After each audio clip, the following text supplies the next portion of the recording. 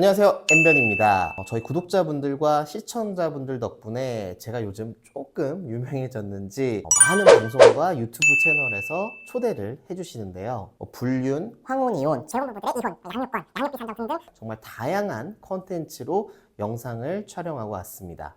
그 중에서도 PD님, 작가님들께서 공통적으로 주시는 질문이 있는데요. 아마 구독자, 시청자 여러분들도 궁금해 하실 것 같은 질문입니다. 바로 불륜이 가장 많이 일어나는 장소는 어디인가요? 라는 질문인데요. 물론 요즘은 뭐 채팅 어플이나 온라인에서도 심심치 않게 불륜 사건들이 일어나곤 합니다. 하지만 불륜의 정석, 사랑과 전쟁의 클래식은 역시나 오프라인 모임이겠죠. 불륜이 가장 많이 일어나는 장소 베스트 3, 3위는요 바로 종교 모임 내 불륜입니다. 처음부터 조금은 충격적인 답변이 아닐 수가 없는데요. 실제로 이런 사건들이 정말 많고요. 심지어 목사, 스님 등등 사람들로부터 존경을 받아야 하는 위치에 있는 사람들이 불륜의 당사자가 되는 경우도 정말 심심치 않게 볼 수 있습니다. 일단 불륜을 저지르려면 사람을 만나야 되잖아요. 그런데 평일에는 일도 해야 되고 살림에 육아에 사람 만나기 정말 어렵습니다. 그런데 이 주말에 좀 느슨한 마음으로 좀 편안한 마음으로 사람들을 만나고 게다가 한두 번도 아니죠. 계속 만나다 보면 마음이 열릴 때가 있는데요. 바로 이 종교 모임 내 불륜이 이런 어떤 정기적인 만남의 폐해가 되는 경우들입니다. 제가 맡았던 사건 중에는요. 저희 의뢰인의 남편이 부목사 그리고 불륜의 상대방이 교회 내 초등반 선생님이었던 사건이 있었습니다. 심지어 그 부정행위 기간이요 1년이 넘어갔어요. 그것도 모르고 그 기간 동안 저희 의뢰인은 매주 주말마다 아이는 그 상간녀가 가르치는 초등반에 맡기고 자신의 남편을 도와서 이제 교회 일을 해왔던 거죠. 그러다가 이제 교인들, 즉 주변인들의 제보와 블랙박스 영상을 통해 꼬리가 밟히게 됐는데요. 제가 이제 소장을 쓰다 보면 증거 자료들을 이렇게 하나씩 보게 되거든요. 정말 이 사건 블랙박스 영상 속 대화가 가관입니다. 그때 어땠다, 언제 또 그렇게 하느냐, 또 구체적인 신체 부위까지 이야기를 하면서 거기를 어떻게 하고 싶다, 진짜 막 입에 담기도 어려운, 심지어 저질스러운 그런 말까지 난무했는데요. 정말 이 사람들이 교회에서 매일 모여서 기도하고 봉사하는 사람들이 맞나 싶을 정도로 정말 충격적이었습니다. 그 두 사람에게는 이렇게 저질스러운 불륜의 대화를 나누는 그 시간이 천국이었을지 몰라도 저희 의뢰인에게 이 시간은 정말 지옥과도 같은 시간이었는데요.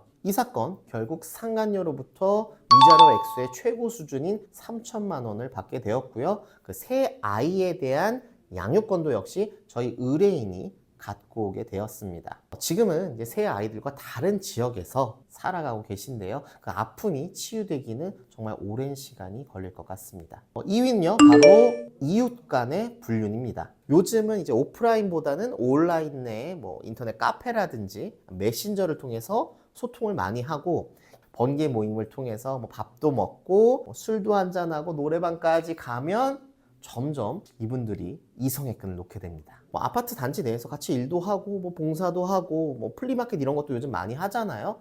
다 좋습니다. 우리의 이웃을 위해서 그리고 우리 모두의 이익을 위해서 일하시는 건 정말 좋은데요. 이런 모임을 통해서 불륜을 저지른다면 정말 더 상대방 배우자에게는 충격과 배신을 주게 됩니다. 이런 불륜들의 레파토리가 있어요. 나 누구 엄마 만나러 가. 우리 아파트에 무슨 행사 때문에 준비해야 돼.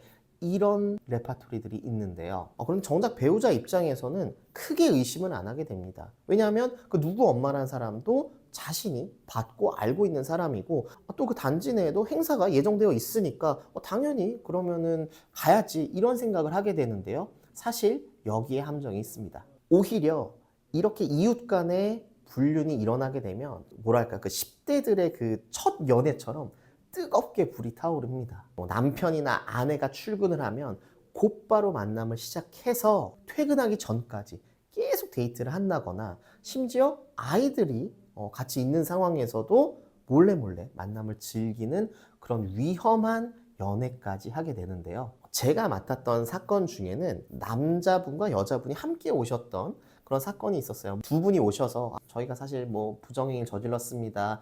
상간소송을 당했는데 어떻게 대응해야 할까요? 이런 상담이 워낙 많다 보니까 뭐 그날도 평소처럼 부정행위 기간이 얼마나 되셨나요? 이런 것들을 물어보려고 했는데 글쎄 그게 아니라고 하더라고요. 그래서 제가 내막을 들여다보니까 남자분의 아내 그리고 그 여자분의 남편이 바람이 난 겁니다. 그리고 그 남자는 아파트 입주자 회의의 회장, 그리고 여자는 부회장이었던 거죠. 그런데 이 두 사람, 정말 이 파렴치한 두 사람이 불륜만 저지르면 되는데 심지어 그 공금까지 횡령을 하고 유용을 하게 됩니다. 그러다 보니까 이제 아파트 입주자 회의에서 이거 좀 돈이 빈다, 좀 의심을 하기 시작했고 심지어 그 구성원들이 형사 고소 고발까지 이르게 된 거죠. 이렇게 그 주변이 모두 떠들썩하게 큰 사건이 일어나다 보니까 저희 의뢰인들 당연히 모를 수가 없겠죠. 그래서 두 분이 정말 어떤 이해관계에 따라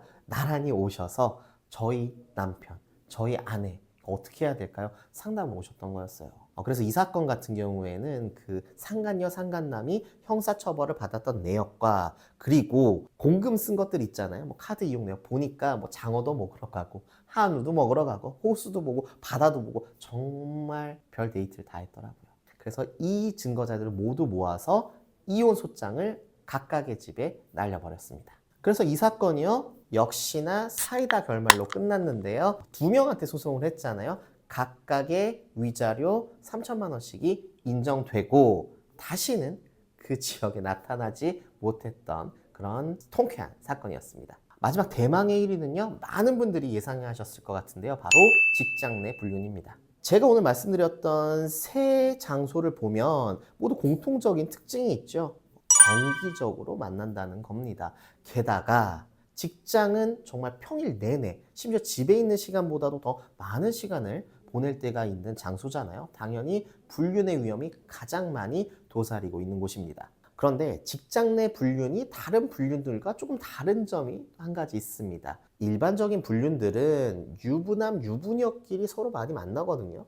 아무래도 공통 관심사도 있고 이해관계도 맞아 떨어지다 보니까 이렇게 잠깐 만났다가 헤어지는 게 대부분인데 직장 내 불륜은 유부남, 유부녀, 미혼남, 미혼녀 따지질 않습니다. 그리고 가장 많은 케이스는요.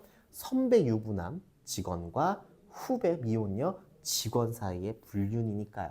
그리고 집에서는 회사 사정을 잘 알 수 없기 때문에 속이기 시작하면 정말 부정행위 기간이 오래 가는 것도 바로 이 직장 내 불륜입니다. 제가 맡았던 사건 이야기를 해드리자면 불륜녀가 저희 의뢰인한테 불륜 사실을 폭로했던 사건이었어요. 저희 의뢰인의 남편 정말 완벽한 사람이었습니다. 대기업도 다니고 키도 훤칠하고 잘생기고 심지어 가정적이라는 평가까지 받는 진짜 엄친아 같은 남자였는데요. 그런데 이 의뢰인의 남편 이런 이미지를 이용해서 친절하게 따뜻하게 일을 알려준다고 하면서 신입 직원 또는 전연차 직원한테 계속 몰래 들이댔던 거죠. 그래서 부서를 옮길 때마다 한 명씩 만나왔습니다. 그러다 보니까 저희 의뢰인의 남편과 사귀었던 여자도 헤어지고 나서 말을 못하는 거예요. 자기도 유부남과 바람을 폈으니까 유부남이 매몰차게 이별을 통보하고 심지어 뭐 저 사람 누구랑 뭐 바람 핀다더라 이런 소문이 들려도 정말 한마디도 못했던 거죠. 그런데 이런 사람들이 한두 명씩 생겨나면서 공론화가 됩니다. 그리고 그 첫 번째 불륜녀가 나머지 여자들을 모으기 시작하는데요. 그래서 총대를 메고 저희 의뢰인에게 문자 메시지를 보냅니다. 안녕하세요. 저 누구누구인데 기억하시죠? 사실은 제가 당신 남편과 언제부터 언제까지 바람을 폈습니다. 이런 여자들이 저희 회사에 몇몇 더 있습니다. 정말 죽을 죄를 지었고 정말 잘못했습니다. 그런데 알고 계셔야 할 것 같아요. 그래서 저희 의뢰인은 엄청난 고민을 하게 됩니다. 사실 그분이 상담 들어오실 때부터 뭔가 비범한 포스를 풍기더라고요. 그런데 역시나 대범한 정말 대인배 같은 결정을 내렸는데요. 내가 당신들 정말 씹어먹어도 시원치가 않다. 진짜 어떻게 이럴 수가 있느냐. 나는 애기들 키우고 너무 힘든데. 그런데 용서를 해주겠다. 단 당신들이 바람 피웠던 증거를 모두 다 나한테 가져와라 했던 거죠. 이혼 전문 변호사 입장에서는 이것보다 더 좋은 의뢰인이 없습니다. 이런 각 바람 피웠던 증거 자료들을 모두 모아서요 이혼 소장을 작성을 했고요. 그리고 법원에 제출하게 됩니다. 저희 의뢰인의 남편 가정적인 이미지로 포장이 되어 있었잖아요. 그런데 정작 소송에 들어가니까 오로지 돈만 지키더라고요. 퇴직금도 숨기고 숨기려다가 저희는 내부에 조력자들이 있잖아요. 퇴직금 한 톨까지도 모두 공개가 되어버립니다. 그래서 이 사건이요, 정말 깔끔하게 저희 의뢰인 미련 없이 이혼을 하면서 재산분할, 아까 말씀드렸던 아직 퇴직하지 않았지만 예상되는 퇴직금의 절반, 그리고 지금까지 모아두었던 돈 절반, 모두 다 절반 재산분할을 받았고요. 위자료 당연히 3천만 원 받았습니다. 그리고 역시나 지연손해금도 받게 되었고요. 마지막으로 두 아이에 대한 양육비 한 달에 280만 원씩 받게 되었던 그런 사건이었습니다. 오늘은요, 불륜이 자주 일어나는 장소 베스트 3를 말씀드렸는데요. 제가 항상 말씀드리지만 저는 이혼 전문 변호사임에도 불구하고 이혼을 권장하지는 않아요. 오늘날 지금의 가족과의 행복이 가장 소중함을 새기시길 바라면서 이 영상 마무리하도록 하겠습니다. 언제든 편하게 문의 주시고요. 오늘도 시청해 주셔서 감사합니다.